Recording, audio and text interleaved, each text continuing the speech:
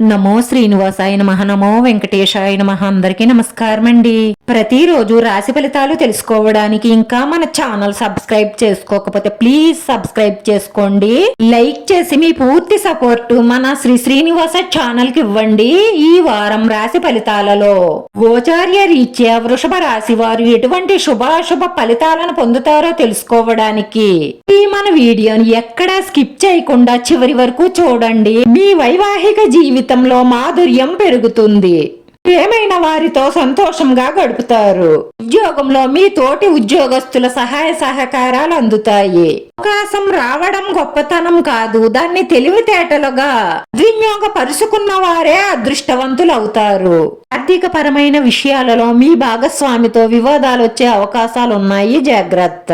మీరు శాంతంగా ఉండి ప్రతి సమస్యని పరిష్కరించండి.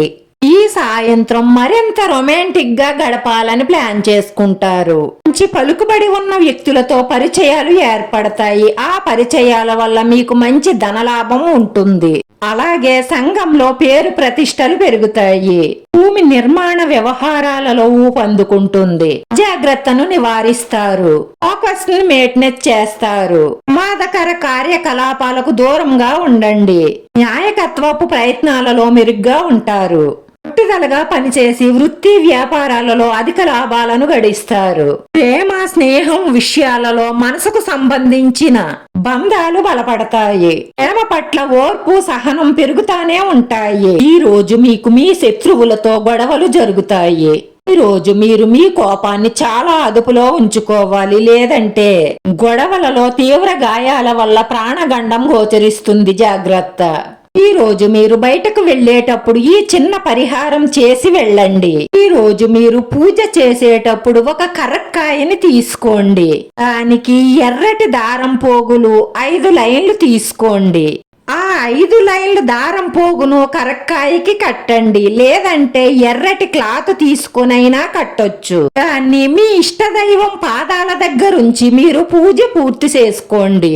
స్ఫూర్తిగా మీ ఇష్టదైవాన్ని జ్ఞానించుకున్న తరువాత ఈ ఇష్టదైవాన్ని మనస్ఫూర్తిగా తలుసుకుంటూ ఆ కరక్కాయని మీ జేబులో వేసుకొని బయటకు వెళ్ళండి.